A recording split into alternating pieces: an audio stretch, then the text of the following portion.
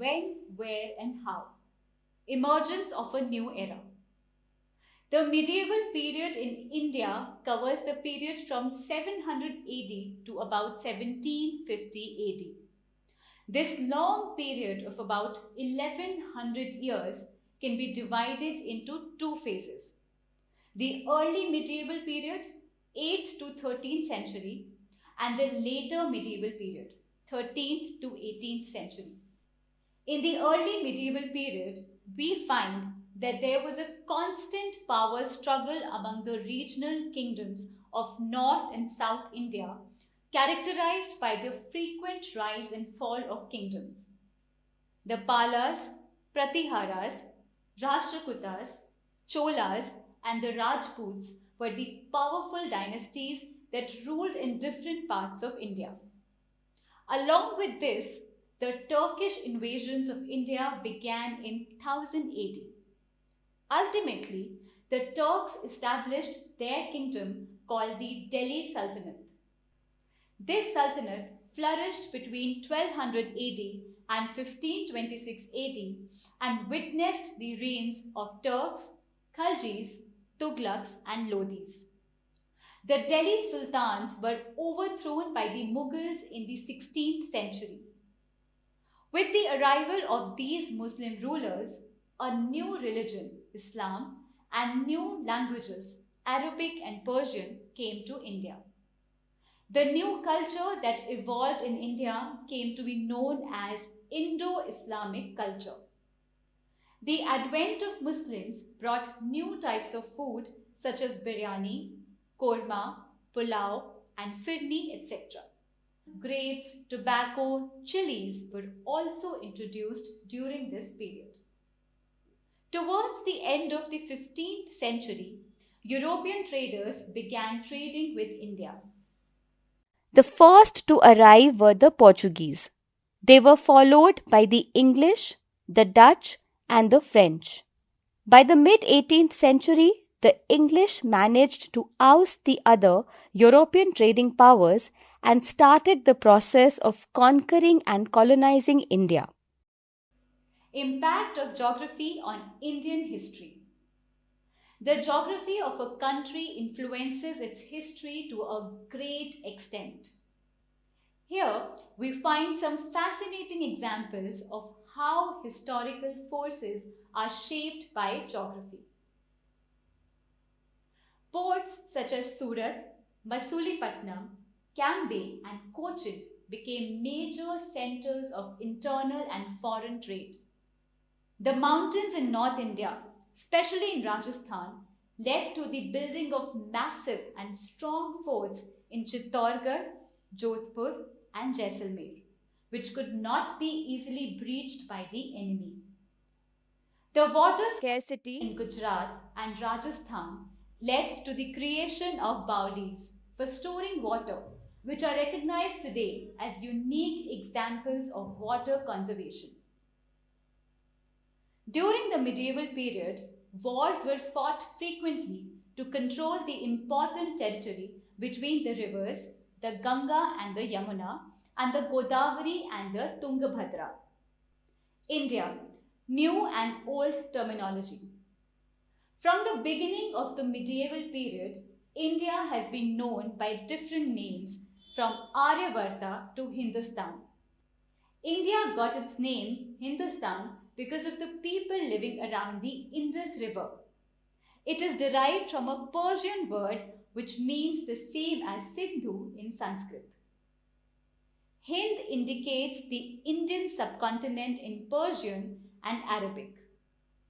When the term Hindustan was used in the 13th century by the chronicler Minhaj-us-Siraj, he meant the areas of Punjab, Haryana, and the land between the Ganga and the Yamuna, as this land was ruled by Delhi Sultans.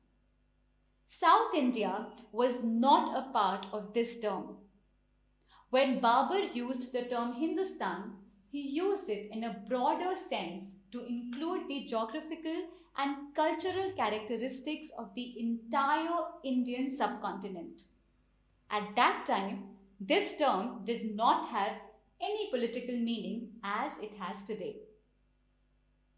India is often referred to as Bharat in the Sanskrit literature.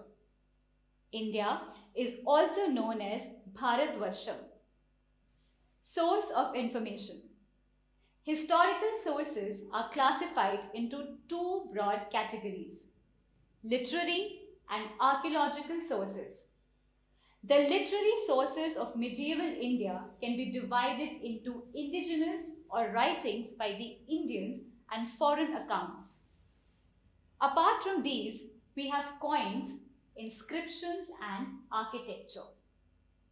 Manuscripts were a very important source of information for this period, which stretches from 700 to 1750. But one problem with manuscripts is that since they were copied by hand, changes in words and sentences were brought in by scribes who copied these manuscripts. Thus, new words, sentences changed the meanings of the original manuscript. This is especially true when we study a manuscript from the historical point of view. Literary sources, accounts of Indian writers. In the medieval period, we had all kinds of writing by contemporary writers like Babur's Baburnama and Jahangir's Jahangirnama, fascinating biographies giving first-hand accounts of their lives and times. The other very important literary sources of this period are the accounts by court historians who were appointed by rulers to record the events of their rule. Some of the major accounts of this period are Abul Fazl's Akbarnama and Aine-Akbari, and an account of Delhi Sultanate by Ziauddin Barani titled Tariq-e-Firoz Shahi, and Tughlaq-Nama by Amir Khusro. Another type of literary source is accounts written by scholars about the kingdoms in which they lived. Such books were called court chronicles. Raj Tarangini by Kalhan is an example of a perfect court chronicle. This book gives a detailed account of the history of Kashmir. Chand Bardai's Prithviraj Raso gives us an account of the rule of Prithviraj Chauhan. Many other writings by Indian writers like Firdausi's Shahnama, Inayat Khan's Shahjahanama, Minaj-ul-Siraj's Tabaqat-e-Nasiri are important examples of literary accounts of this period.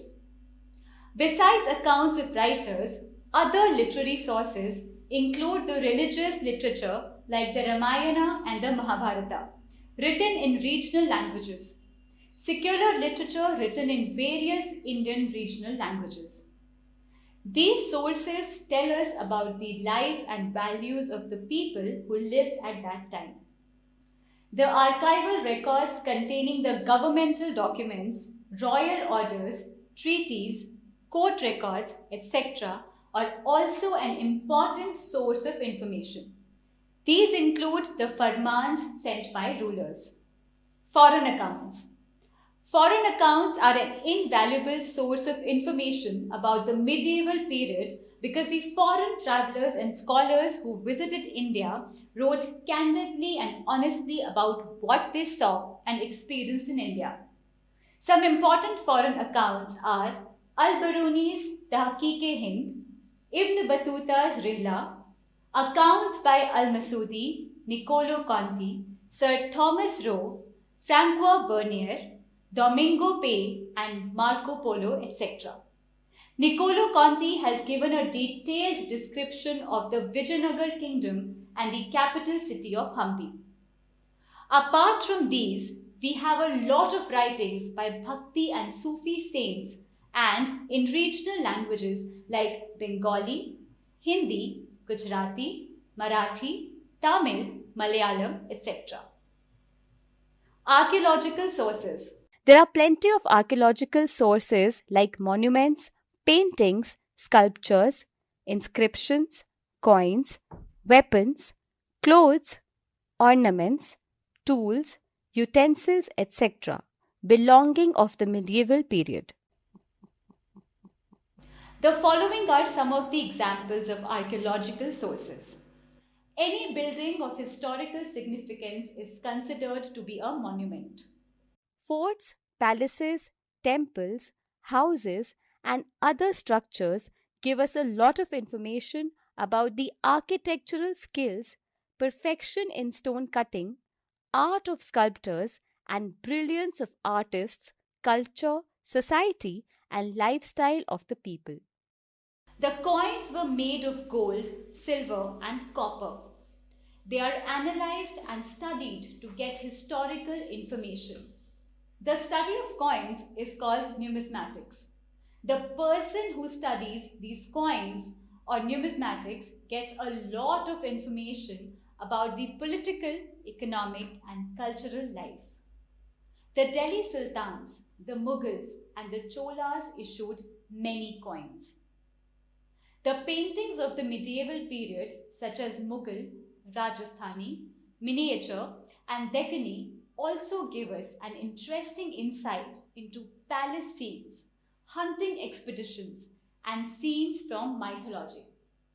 By studying them, we get to know about the customs, traditions, costumes, jewelry, etc. of the medieval period.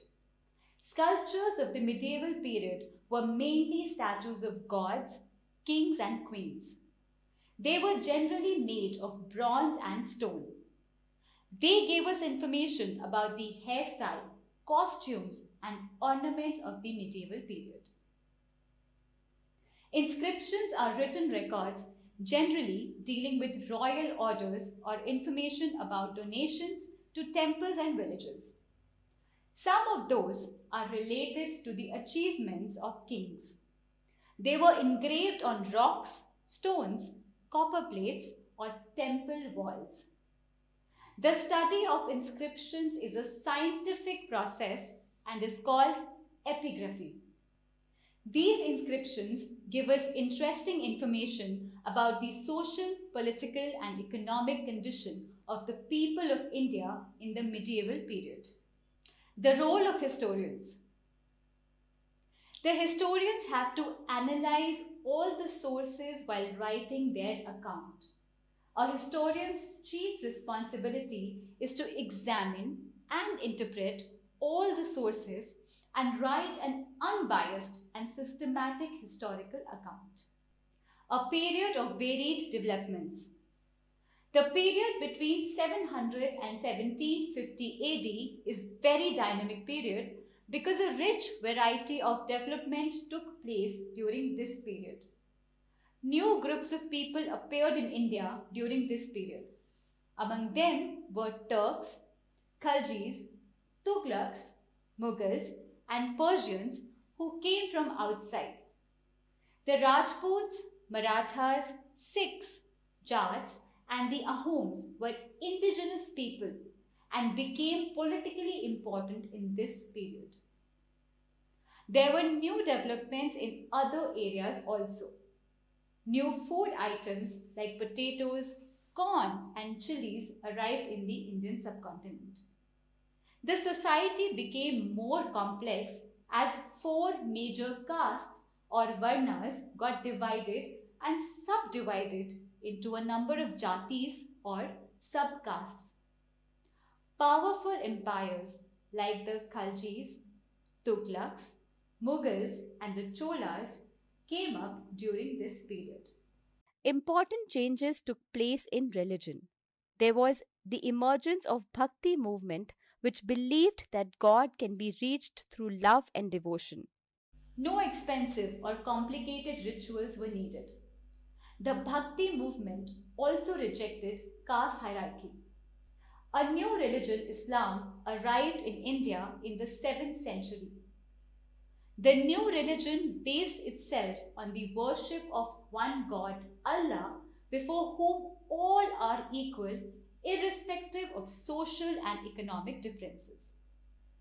The history of this dynamic and ever-changing period is often described as medieval. The long stretch of years from 700 to 1750 AD saw tremendous changes. What happened in the 16th and 17th centuries was very different from the developments of the 8th or 9th century. Therefore, many historians today wonder whether it is justified to label the entire period as medieval.